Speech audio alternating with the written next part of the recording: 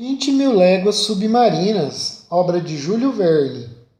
Em 8 de fevereiro, desde as primeiras horas do dia, Moca surgiu à nossa frente, cidade agora em ruínas, cujas muralhas esfacelam-se ao simples fragor do canhão e que abrigam aqui e ali algumas viçosas tamareiras. Cidade importante, antigamente, abrigando 8 mercados populares, 26 mesquitas, e cujos muros, defendidos por 14 fortes, formavam um cinturão de 3 quilômetros. Em seguida, o Nautilus aproximou-se das praias africanas, onde a profundidade do mar é mais acentuada. Ali, entre duas águas cristalinas, pelas escotilhas abertas, ele nos permitiu contemplar admiráveis arbustos de corais cintilantes e vastos lanços de rochedos revestidos por um esplêndido feltro de algas e fulcos.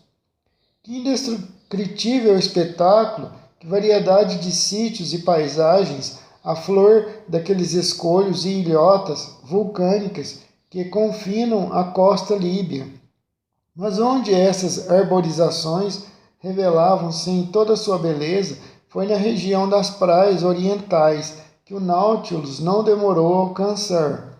Nas costas do Terrama, pois na época este manancial de zoófitos não apenas florescia abaixo do nível do mar, como formava emaranhados pitorescos que se desenrolavam 10 braças acima, estes mais caprichosos, porém não menos coloridos que aqueles cujo frescor era propiciado pela vitalidade úmida das águas.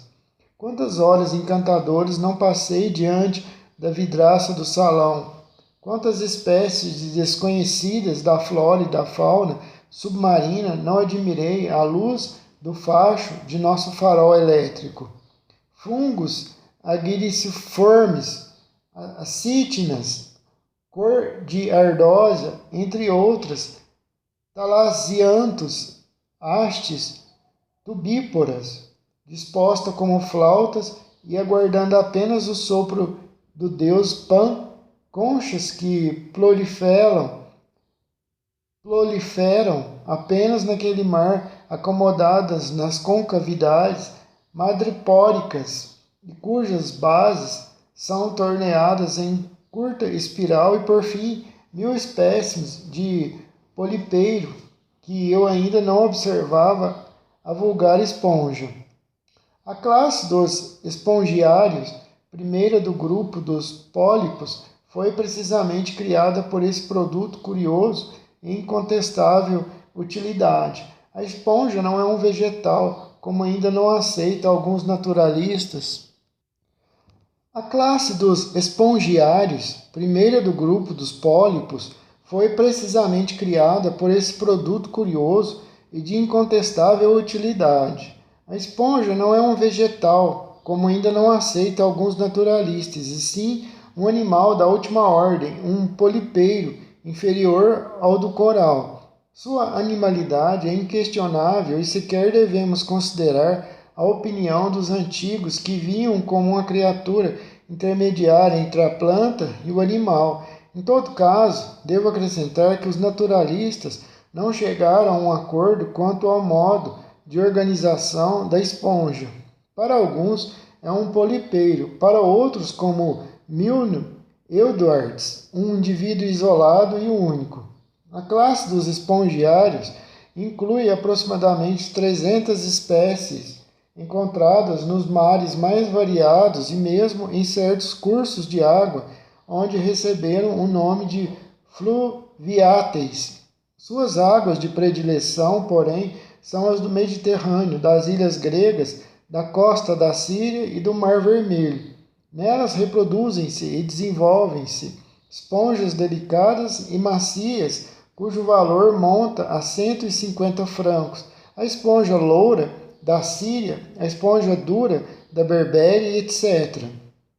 E já que não pude estudar esses zoófitos nas escalas do Levante, das quais estávamos separados pelo intransponível istmo de Suez, contentei-me em observá-los nas águas do Mar Vermelho.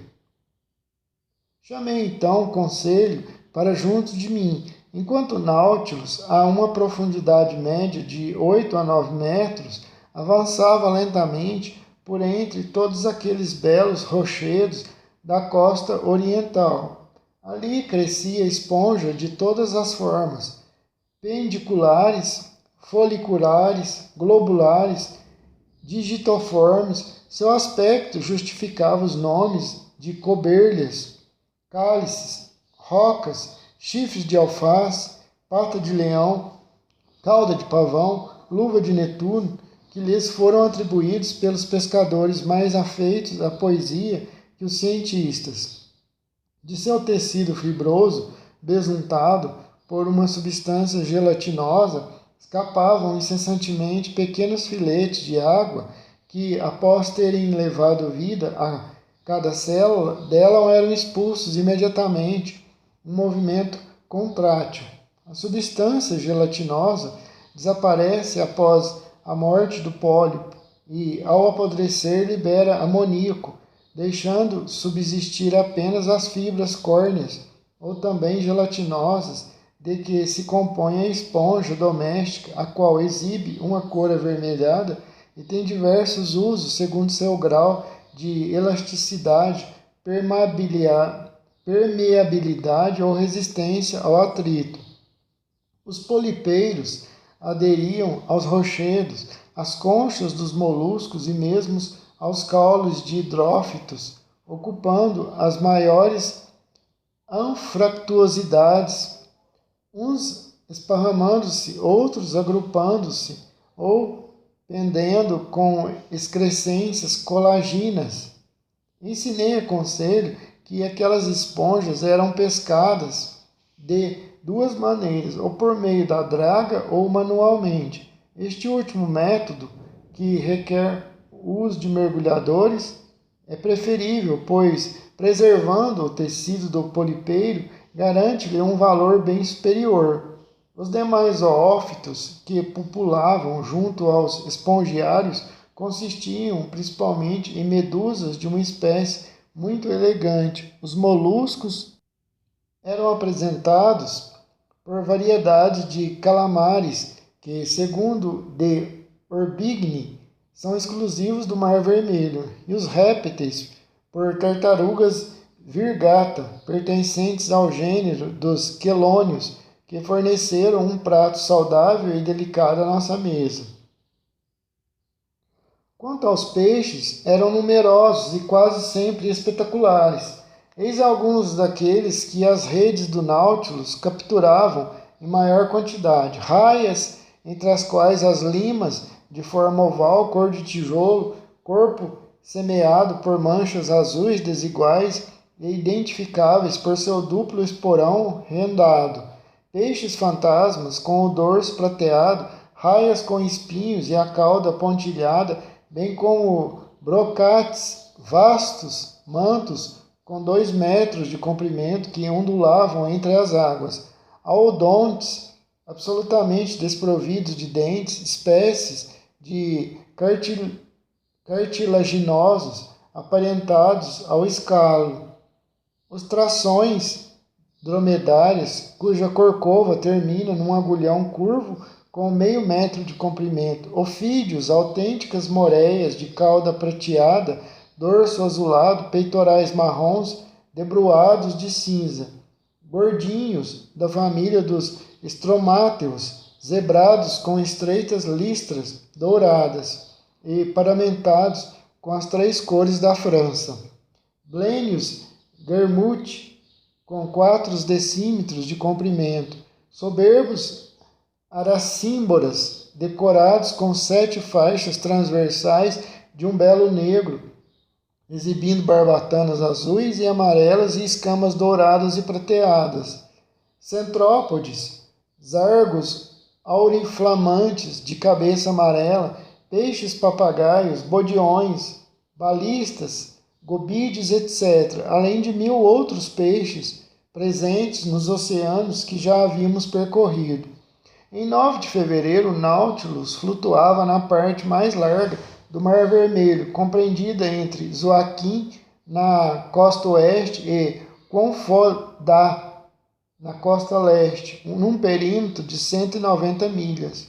Ao meio-dia, após a medição, o capitão Nemo subiu à plataforma onde eu já me encontrava. Jurei a mim mesmo não permitir que ele descesse sem ao menos sondá-lo acerca de seus planos futuros. Tão logo ele me viu, ele se dirigiu a mim, ofereceu-me graciosamente um abraço e entambulou conversa. Nunca vi o capitão Nemo tão amigável quanto naquele dia. Então, professor Aronnax, agrada-lhe esse mar vermelho? Já observou suficientemente as maravilhas que ele encerra, seus peixes e zoófitos, seus canteiros de esponjas e suas florestas de coral? Avistou as cidades projetadas em suas margens? Sim, capitão Nemo, respondi. E o Nautilus prestou-se maravilhosamente bem a todo esse estudo. Ah, que embarcação maravilhosa, espetacular, capitão Nemo. Concordo, professor. E inteligente, audaciosa e invulnerável. Não teme nem as terríveis tempestades do Mar Vermelho, nem suas correntes, nem seus escolhos. Com efeito, admiti, esse mar é citado entre os piores, e se não me engano, na época dos antigos tinha péssima reputação. Péssima, professor Aronnax. Os historiadores gregos e latinos não falam a seu favor, e Estrabão assinala que é particularmente endemoniado na época dos ventos etésios e da temporada das chuvas. O árabe Edrise, que o descreve sob o nome de Golfo de Gonzum, conta que os navios pareciam em grande número e seus bancos de areia, e que conta o árabe Edrisi, que o descreve sob o nome de Golfo de Gonzum, conta que os navios pereciam em grande número em seus bancos de areia e que ninguém se aventurava a navegá-lo à noite. E afirma ele um mar sujeito a terríveis furacões, ensaneado de ilhas inóspitas e que não oferece nada de bom nem em suas profundezas nem em sua superfície. De fato, tal opinião é encontrada em Arrão, Agatarco e Artemídoro. Vê-se claramente, repliquei, que esses viajantes não navegaram a bordo do Nautilus, capitão. É verdade, professor, concordou sorrindo o capitão. E nesse aspecto, os modernos não avançaram mais que os antigos. Foram necessários séculos para se descobrir a força mecânica do vapor. Quem sabe, dentro de 100 anos, não veremos um segundo Nautilus. O progresso é lento, professor Aronnax. É verdade, concordei. Sua embarcação está um século à frente, capitão Nemo. Vários, talvez, de sua época. Pena que esse segredo deva morrer com seu inventor. O capitão Nemo não me respondeu. Após alguns minutos de silêncio, retomou a palavra. O senhor me falava da opinião dos antigos historiadores sobre os riscos que há de se aventurar no Mar Vermelho. Exatamente, respondi. Mas não seriam temores exagerados? Sim e não, professor Aronnax, respondeu-me o capitão Nemo, que me pareceu conhecer a fundo o seu Mar Vermelho. O que deixou de ser perigoso para um navio moderno, bem equipado, solidamente construído, senhor de seu destino, graças ao obediente vapor, oferecia perigos de todo tipo às naus dos antigos. Imagine esses pioneiros aventurando-se em balsas feitas de tábuas, costuradas com cordas de palmeira, calafetadas com resina socada e besuntada com banha de tubarão. Não dispunha sequer de instrumentos de localização e avançavam ao Deus dará em meio a correntes que mal conheciam. Nessas condições, professor, os naufrágios eram e tinham de ser numerosos mesmo. Mas atualmente os vapores que fazem a linha entre Suez e os mares do sul nada mais têm a temer das iras desse golfo, a despeito das moções contrárias. Seus capitães e passageiros não se preparam para partir com sacrifícios propiciatórios e na volta não vão mais enfeitados com guirlandas e faixas douradas agradecer aos deuses no templo mais próximo. Concordo, eu disse. E penso que, de certa maneira, o vapor matou o senso de localização no coração dos marinheiros. Mas, a propósito, capitão, uma vez que parece ter estudado esse mar com afinco, poderia me informar a origem de seu nome? Professor, existem várias explicações a esse respeito. Quer conhecer a opinião de um cronista do século passado? Com prazer, eu lhe disse. O lunático afirmava que ele recebeu esse nome após a travessia dos israelitas, quando o faraó pereceu nas águas que se fecharam ao ouvir a voz de Moisés. Refletindo aquela maravilha, o mar ficou vermelho. Não souberam denominá-lo senão como Mar Vermelho. Explicação de poeta, capitão Nemo, respondi, e que não me satisfaz. Gostaria de ouvir sua opinião. Bom, professor, ela, ao meu ver, cumpre notar nessa designação de Mar Vermelho uma tradução da palavra hebraica Edrom, e se os antigos atribuíram-lhe tal nome, foi devido à coloração peculiar de suas águas. Até agora, porém, vi apenas águas cristalinas, sem nada de especial na tonalidade. De certo, porém, quando alcançarmos o fundo do Golfo, observará esse aspecto singular. Lembro-me de ter visto a baía de Tor toda vermelha, qual um lago de sangue, e atribuí essa cor à presença de algas microscópicas. Sim, é uma substância mucilaginosa púrpura produzida por um tipo de mirradas plântulas, conhecidas pelo nome de trichodêmias, das quais são necessárias 40.000 para ocupar o espaço de 1 milímetro quadrado. Talvez encontre algumas quando estiver em Tor. Quer dizer, capitão Nemo, que não é a primeira vez que atravesso o Mar Vermelho a bordo do Nautilus? Exatamente, professor. Visto que abordou o tema da travessia dos israelitas e da catástrofe,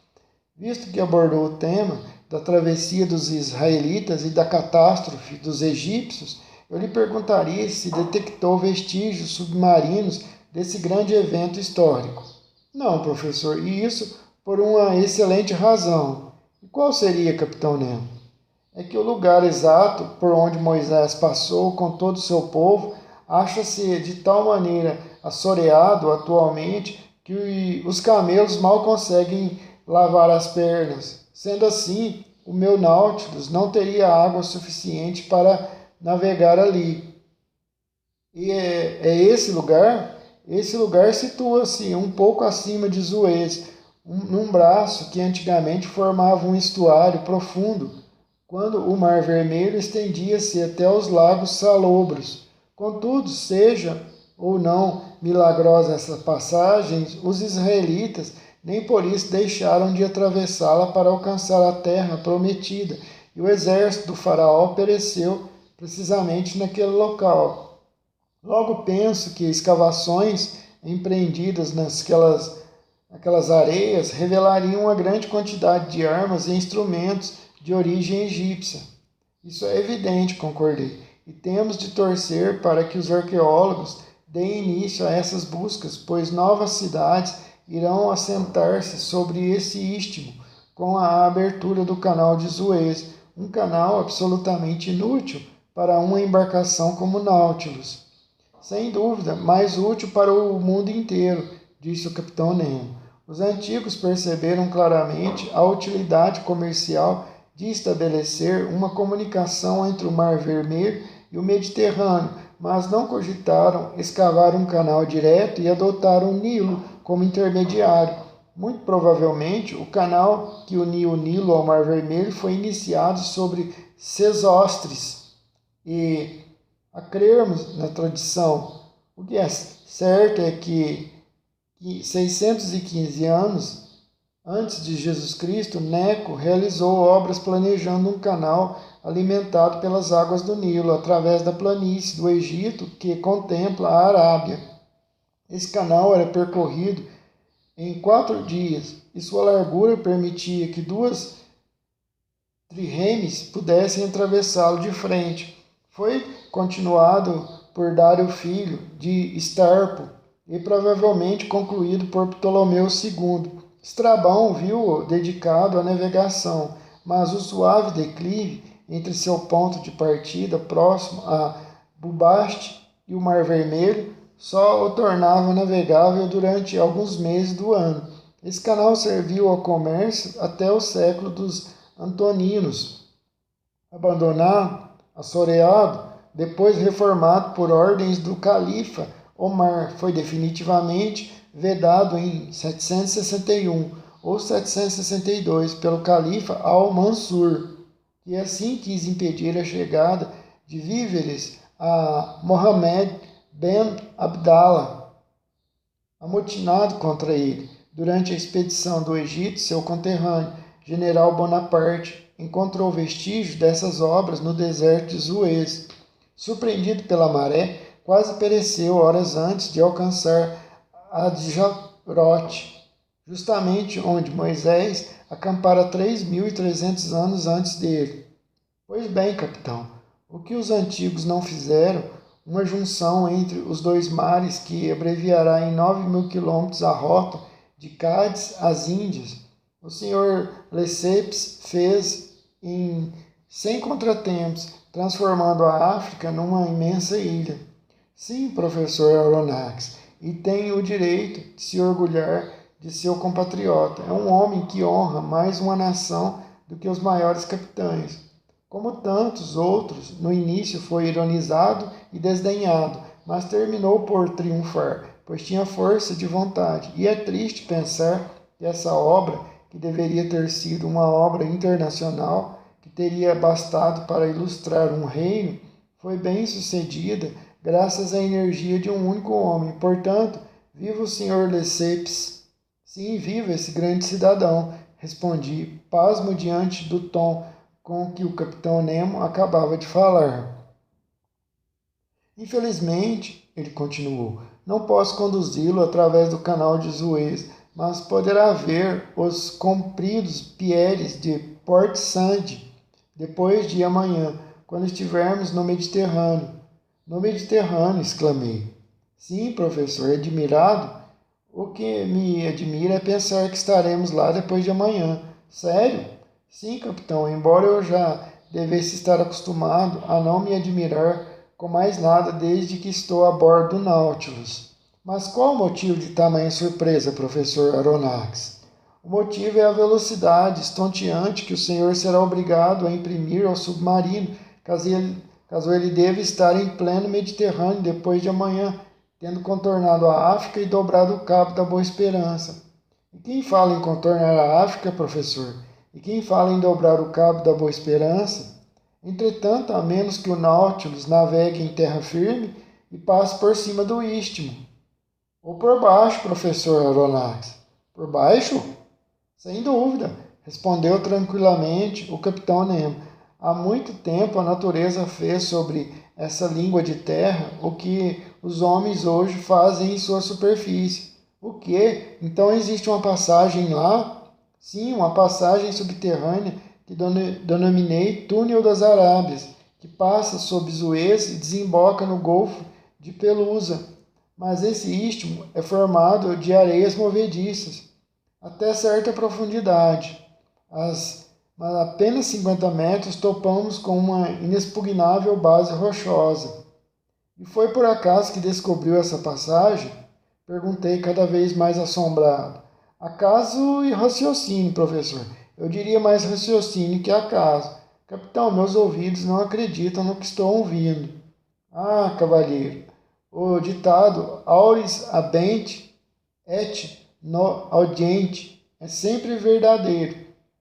Não apenas essa passagem existe, como já a utilizei várias vezes. Sem isso, não teria me aventurado hoje nesse beco sem saída que é o Mar Vermelho. Seria indiscreto perguntar como descobriu o túnel, capitão? Professor, respondeu o capitão, não pode haver segredo entre pessoas que não devem mais se separar. Ignorei a indireta e guardei os esclarecimentos do capitão Nemo. Professor, um simples raciocínio de naturalista levou-me a descobrir essa passagem que sou o único a conhecer Eu já observara que o Mar Vermelho e no Mediterrâneo vivia um certo número de peixes de espécies absolutamente idênticas: ofídeos, estrômatos, bodiões, percas, peixes-rei e peixes voadores. Ciente desse fato, indaguei-me se existia uma comunicação entre os dois mares. Deveria existir. Se existia, a corrente subterrânea devia obrigatoriamente correr do Mar Vermelho para o Mediterrâneo, tão somente pelo efeito da diferença dos níveis. Pesquei então um grande número de peixes nas imediações de Suez, prendi-lhes na cauda um aro de cobre e os devolvi ao mar. Meses mais tarde, nas costas da Síria, pesquei novamente alguns espécimes de meus peixes enfeitados com sua anilha identificadora.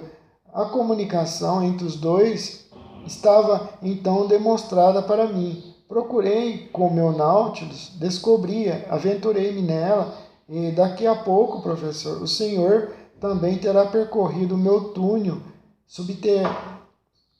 Daqui a pouco, professor, o senhor terá percorrido o meu túnel debaixo da água. Naquele mesmo dia, contei parte da conversa que tivera a Conselho e a Ned Land. Diretamente mencionei que daqui a pouco, professor, o senhor também terá percorrido o meu túnel que existe debaixo da água, nas Arábias. Recapitulando. Naquele mesmo dia, contei parte da conversa que tivera a Conselho e a Ned Land, diretamente interessados. Quando mencionei que dali a 2 dias estaríamos nas águas do Mediterrâneo, Conselho bateu palmas, enquanto o canadense demonstrou incredulidade. Impossível, impossível.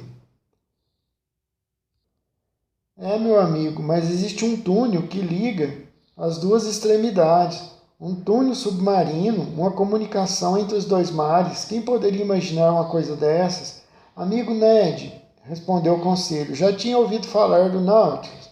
Não, mesmo assim ele existe. Logo não desconfie tão levianamente e não repudie as coisas a pretexto de que nunca ouviu falar delas.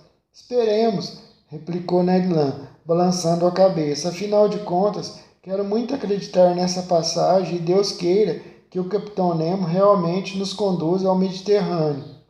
Naquela mesma noite, a 30 graus de latitude norte, o Nautilus, flutuando na linha do mar, aproximou-se da costa árabe. Avistei de Jeddah, importante entreposto do Egito, da Síria, da Turquia e das Índias. Distingui nitidamente sua arquitetura, os navios atracados ao longo do cais e aqueles cujo calado obrigava a fundear na baía. O sol, que já ia abaixo do horizonte, golpeava em cheio as casas da cidade, realçando sua alvura.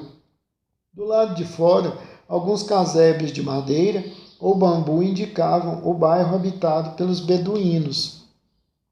Logo, Dedjad apagou-se nas sombras da noite e o Nautilus retornou a águas ligeiramente fosforescentes. Dia seguinte, 10 de fevereiro, avistamos diversos navios avançando em nossa direção, o que fez com que o Nautilus retomasse sua navegação submarina.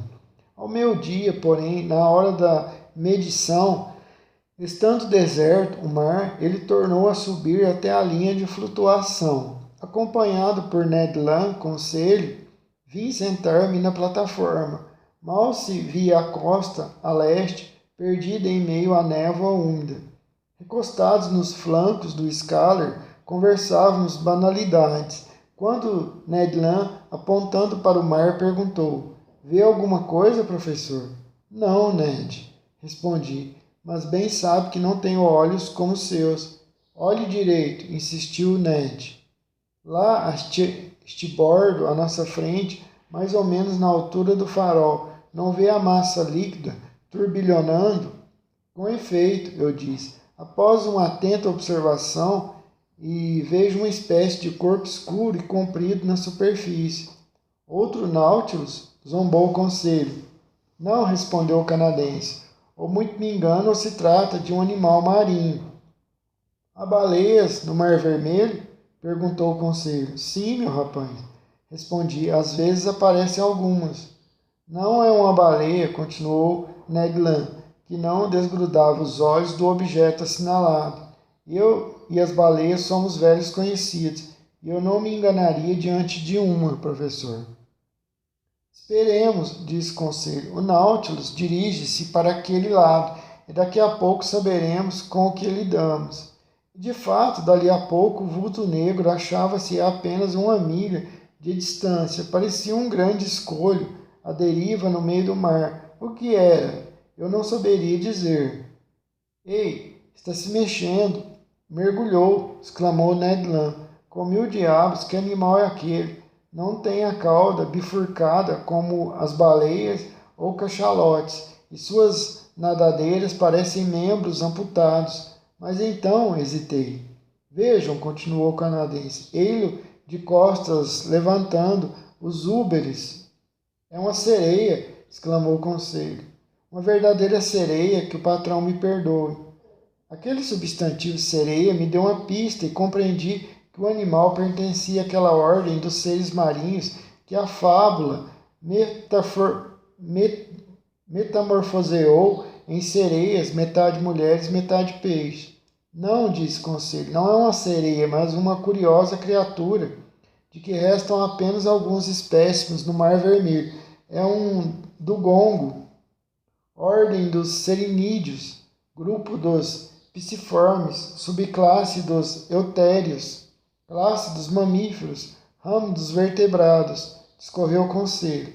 E quando o conselho falava, assim não havia o que discutir. Enquanto isso, Ned Land continuava a observar. Indócil, seus olhos relampejavam diante da visão do animal. Sua mão desenhava o arremesso do arpão. Dir-se-ia que ele esperava um momento de arpoar-se, de arrojar-se ao mar para atacá-lo em seu elemento.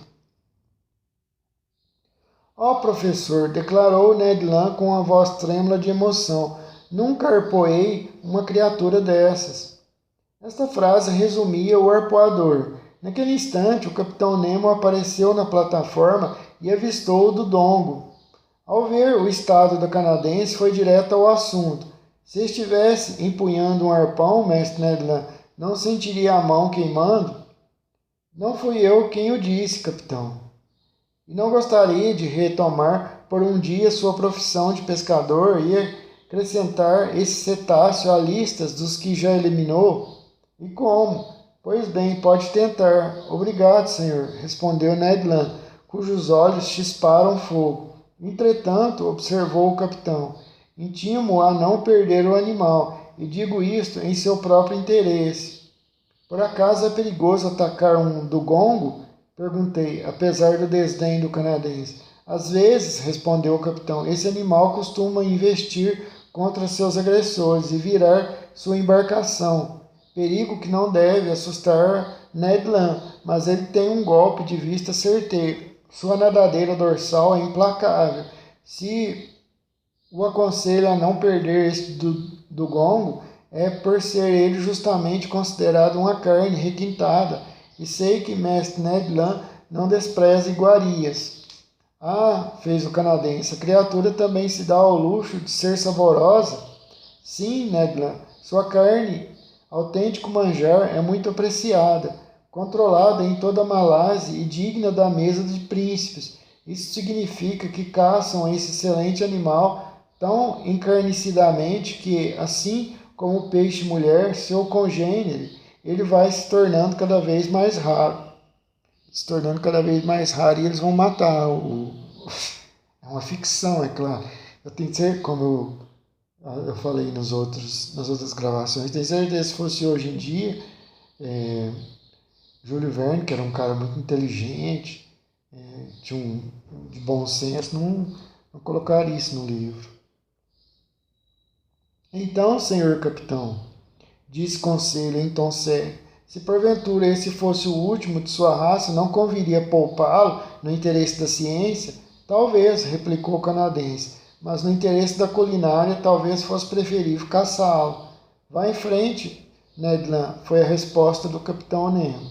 Nesse momento, 7 homens da tripulação, mudos e impassíveis, como sempre, subiram à plataforma. Um trazia um arpão e uma linha parecida com as usadas pelos pescadores de baleias. O Scaler foi arrancado de sua cavidade e lançado ao mar. 6 remadores tomaram lugar nos bancos, o timoneiro ao leme.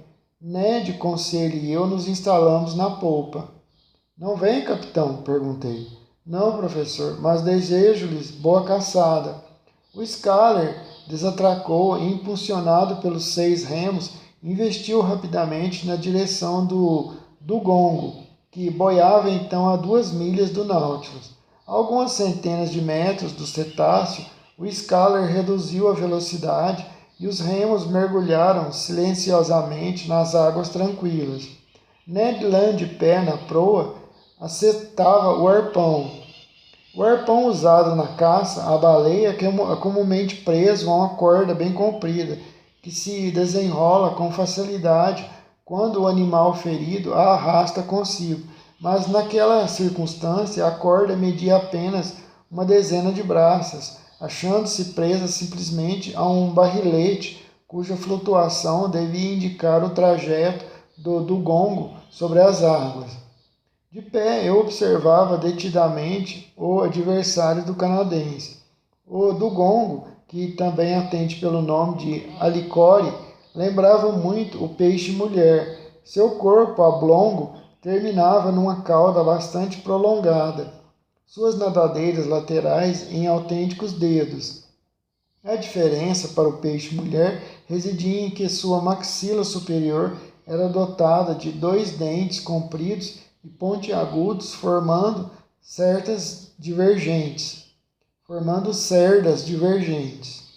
O dugongo que Ned Land se preparava para atacar era de dimensões colossais, com pelo menos 7 metros de comprimento. Não se mexia, parecendo dormir na superfície das águas, circunstância que facilitava a sua captura. O Scaler aproximou-se prudentemente a 3 braças do animal.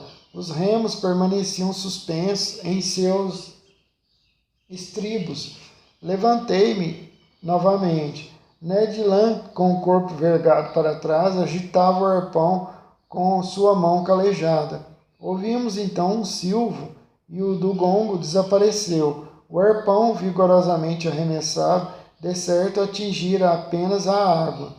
Com 1000 diabos! Exclamou o canadense furioso. Errei. Não, eu disse, o animal está ferido. Veja o sangue na água. Sua geringonça não prendeu no corpo dele. Meu arpão, berrava o canadense. Meu arpão. Os marujos puseram-se a remar e o piloto dirigiu a embarcação para o barril flutuante. Recuperando o arpão, o Scaler deu início à perseguição do animal. De tempos em tempos, este voltava à superfície para respirar. Nessa época, até hoje em dia tem muita gente imbecil, covarde, que trata isso como um esporte, a caça. Não tem gente, vagabundos que vão no Pantanal, na floresta amazônica, que fica 60, 70 metros de uma onça pintada, coisa mais linda, e dá um tiro por pura ruindade, covardia no animal. E outros vão para a savana, para a África, e matam leões, tigres, animais lindíssimos, até elefantes. Até hoje em dia, nessa época então era muito mais, era até considerado, né, era natural isso, a caça. Mas é um ato extremamente covarde, dos mais covardes que existe. De tempos em tempos, este voltava à superfície para respirar. O ferimento não o enfraquecera, pois ele avançava, feito uma bala. O Scaler, impelido por braços vigorosos, voava no seu rastro de espuma. Por várias vezes aproximou-se a poucas braças, com o canadense na posição do disparo, mas o dugongo sumia com um mergulho inesperado, o que tornava impossível atingi-lo. A raiva que fervilhava o impaciente Ned Land podia ser medida pelas enérgicas palavras da língua inglesa que ele dirigia ao animal. De minha parte, O que mais me decepcionava era ver o Dugongo driblar todas as nossas arapucas. Nós o perseguimos sem trégua durante 1 hora. Eu começava a achar que seria muito difícil apanhá-lo quando ocorreu ao animal uma inoportuna ideia de vingança, da qual logo viria a se arrepender. E ele fez a volta em direção ao Scaler e preparou-se para atacá-lo. A manobra não escapou ao canadense. Cuidado, advertiu. O timoneiro pronunciou algumas palavras em sua estranha língua, de certo para deixar os homens de sobreaviso. O Dugongo, a não mais que 60 metros do bote, fez uma pausa, aspirou bruscamente o ar com suas ventas descomunais, vazadas não na ponta, mas na parte superior do focinho, e tomando impulso, fendeu as águas em nossa direção. O Scaler não conseguiu evitar o impacto. Adernado foi invadido por um dos tonéis de água. Coisa boa. Podia beber muita água pela lagarto, ruim, maldosa. Que tivemos de retirar, porém, graças à perícia do timoneiro, ao barroado de viés e não de cheio, não virou. Ned Land, agarrado no castelo de proa, fustigava com arpoadas o gigantesco animal que, com os dentes cravados na amurada, levantava a embarcação para fora da água, como um leão faz com um cabrito. Estávamos caídos uns sobre os outros. Eu não sei como teria terminado a aventura se o canadense, ainda às voltas com a fera, não lhe houvesse finalmente acertado o coração. O Dugongo rilhou os dentes no metal e desapareceu arrastando o arpão consigo. Dali a pouco o barril voltou à superfície e o corpo do animal ressurgiu boiando de costas. O Scaler aproximou-se, amarrou-o no reboque e dirigiu-se para o Nautilus. Foram necessárias roldanas de grande força para içar o Dugongo até a plataforma, pois ele pesava 5 toneladas. Foi destrinchado à vista do canadense, que fez questão de acompanhar todos os detalhes da operação. No jantar, o comissário serviu algumas fatias daquela carne engenhosamente preparada pelo cozinheiro de bordo. Julguei-a excelente, superior até a da vitela, quando não a de vaca. No dia 11 de fevereiro, a despensa do Nautilus aprimorou-se com mais uma peça delicada. Um bando de andorinhas do mar pousou sobre o Nautilus. Era uma espécie de esterna nilotica, exclusiva do Egito, de bico preto, cabeça cinzenta e pontilhada, olho circundado por pontinhos brancos, dorso, asas e cauda acinzentadas, ventre e papo brancos, patas vermelhas. Pegamos também algumas dúzias de patos do Nilo, aves selvagens muito saborosas, cujo pescoço e parte inferior da cabeça são brancos e mosqueados de preto. Nós pegaram um animal de 7 toneladas. Isso deve ter uns... Isso daria para eles comer durante anos. 7 toneladas. Não sei o que está pegando ganso, passarinho. Umas coisas meio sem sentido. 7 toneladas dá o peso de umas... Dá o quê? Umas 8 vacas, mais ou menos. Umas 10 vacas. Imagine 10 vacas para... Deve ter umas 30 pessoas, 40. Dá para essas pessoas comer uns 4 anos. 5 anos. A velocidade do Nautilus era moderada naquele momento. Avançamos como se a passeio. Observei que a água do Mar Vermelho perdia gradativamente a salinidade à medida que nos aproximávamos de Suez. Por volta das 5 da tarde, avistamos ao norte o Cabo de Ras Mohammed, que forma a ponta da Arábia Pétrea, compreendida entre o Golfo de Suez e o Golfo de Aqaba. O Nautilus penetrou no Estreito de Jubal, que leva ao Golfo de Suez. Percebi nitidamente uma alta montanha dominando o Estreito de Mohammed. Entre os dois golfos era o Monte Horeb, o Sinai, em cujo cume Moisés viu Deus face a face e que a imaginação humana sempre desenha aureolado por línguas de fogo. Eu já havia lido esse livro. Quando eu li, não lembrava dessas coisas, não. Essas maldades que eles fazem com os animais. Às 6 horas, o Nautilus, ora flutuando, ora submergindo, passava ao largo de Tor, cidade assentada no fundo de uma baía cujas águas pareciam tingidas de vermelho, observação já feita pelo capitão Nemo.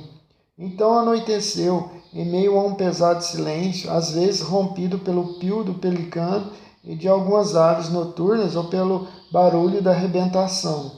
Irritada contra os rochedos ou pelo gemido distante de um vapor fustigando sonoramente as águas do Golfo, como irritada contra os rochedos, ou pelo gemido distante de um vapor fustigando sonoramente as águas do Golfo com suas pás.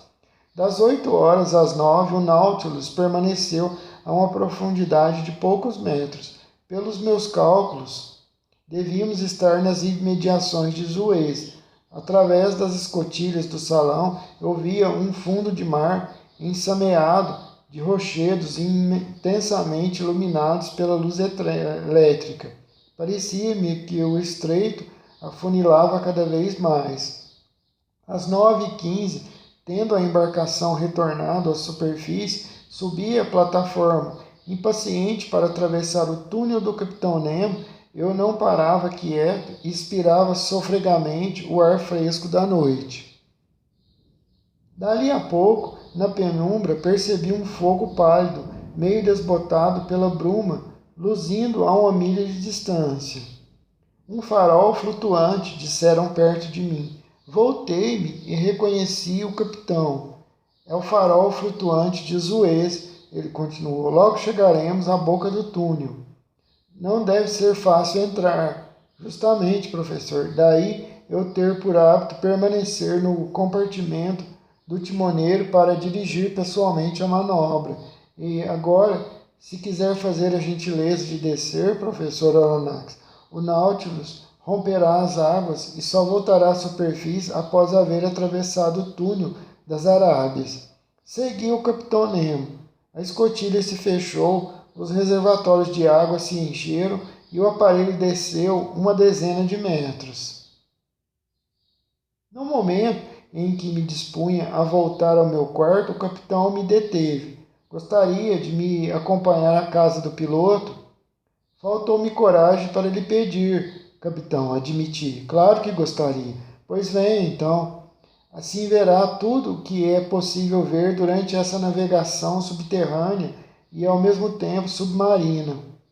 O capitão Nemo conduziu-me à escada central. No meio do corrimão, abriu uma porta, atravessando as coxias superiores e chegando à casa do piloto, que, como vimos, localizava-se na ponta da plataforma. Era um compartimento com 4 metros quadrados, lembrando um pouco o dos pilotos dos vapores do Mississippi ou do Hudson.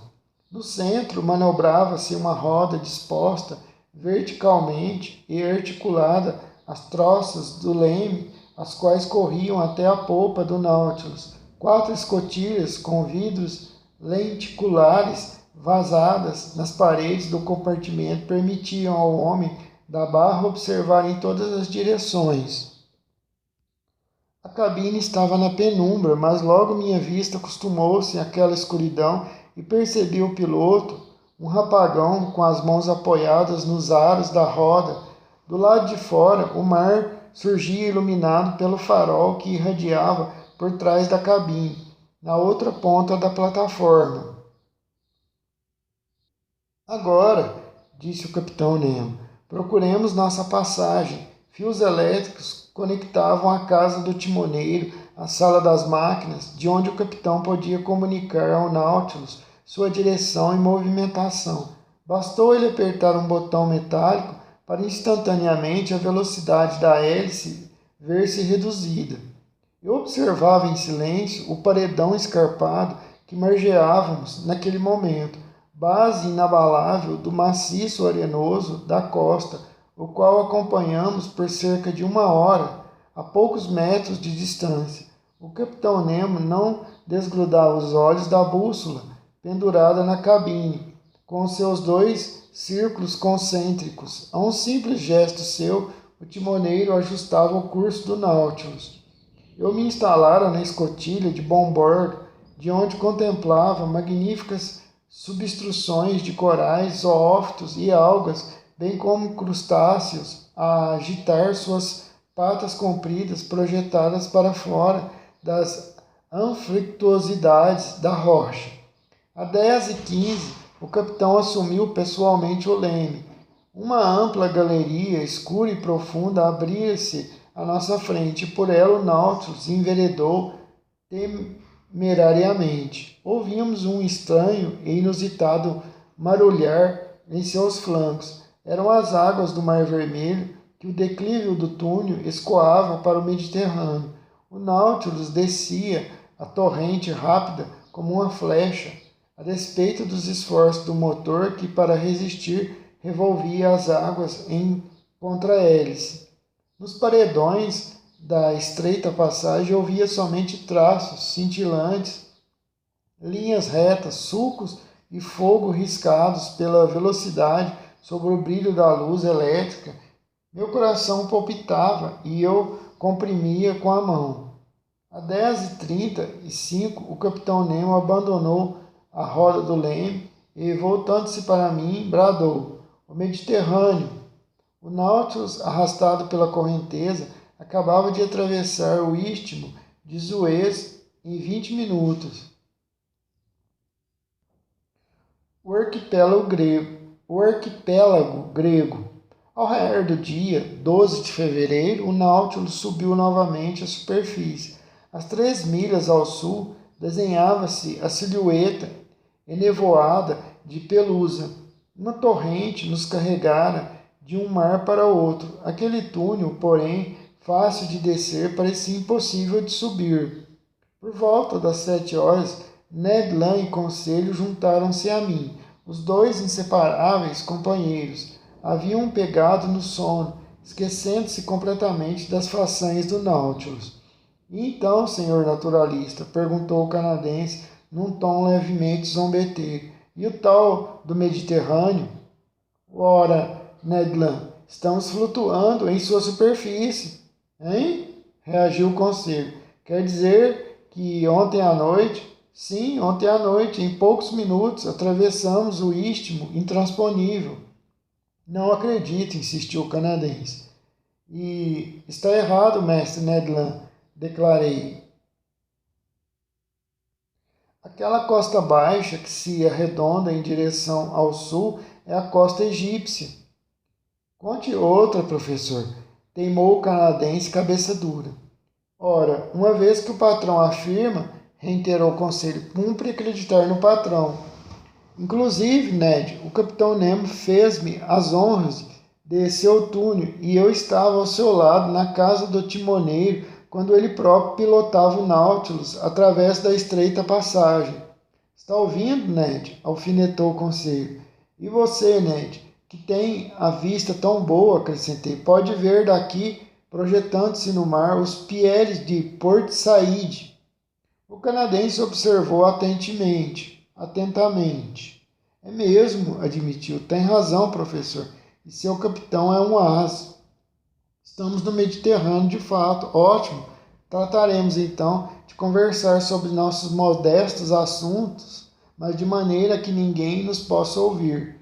Percebi claramente aonde o canadense queria chegar, sobre a fuga que ele planejava, mas achei melhor aceitar seu convite, uma vez que ele assim o desejava.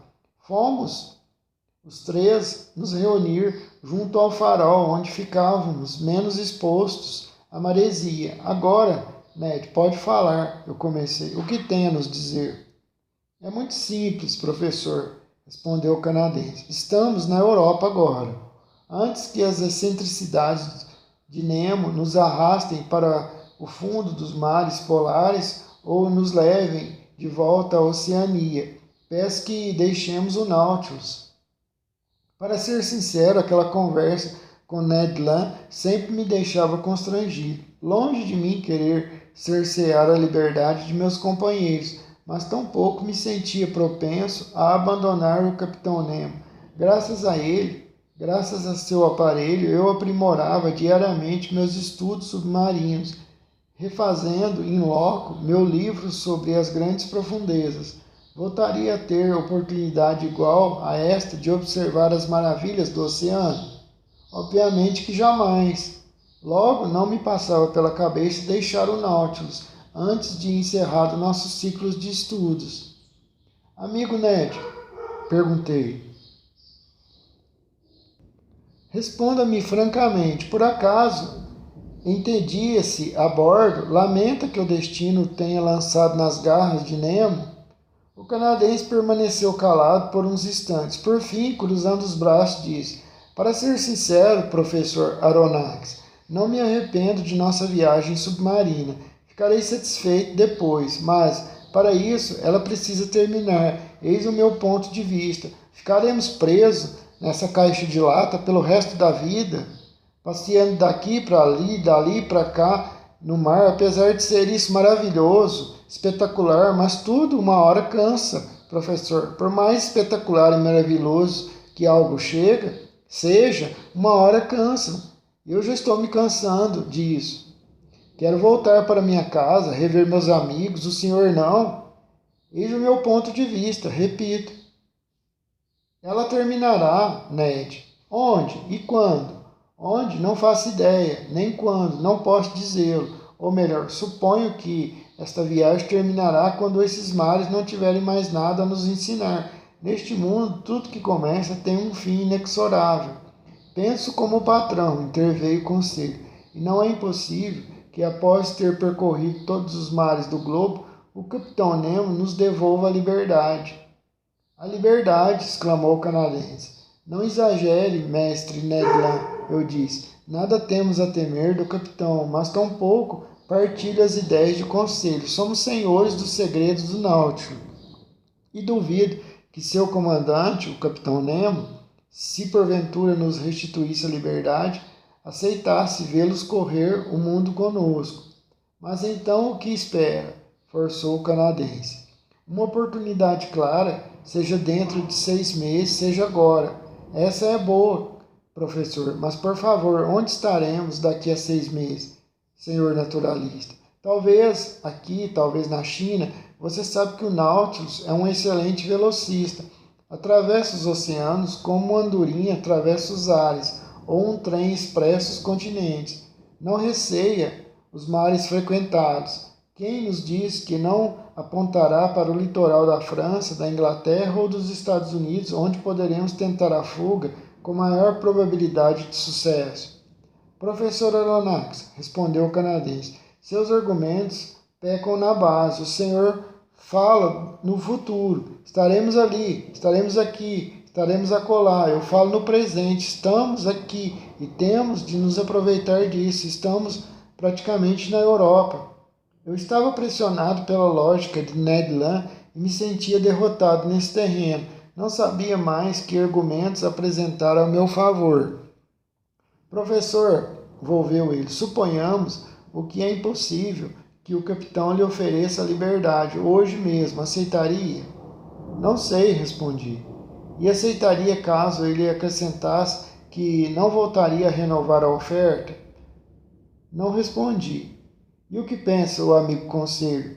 Perguntou Ned Land a conselho. O amigo conselho respondeu tranquilamente o digno rapaz. O amigo conselho nada tem a dizer, está completamente desinteressado pela questão, assim como seu patrão, assim como seu colega Ned Land, ele é solteiro, nem mulher, nem pais, nem filhos o esperam em seu país, acha-se a serviço do patrão, pensa como o patrão, fala como o patrão, e para sua grande lástima, não devem contar com ele para formar a maioria. Apenas 2 pessoas se acham em confronto, o patrão de um lado, Ned Land do outro. Dito isto, o amigo conselho escuta e está preparado para marcar os pontos.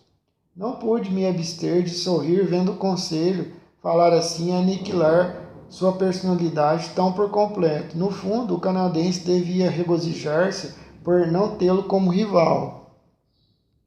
Então, professor, voltou à carga Ned Land, uma vez que conselho não existe, continuemos nós dois. Argumentei e o senhor ouviu. O que tem a responder, professor Aronnax?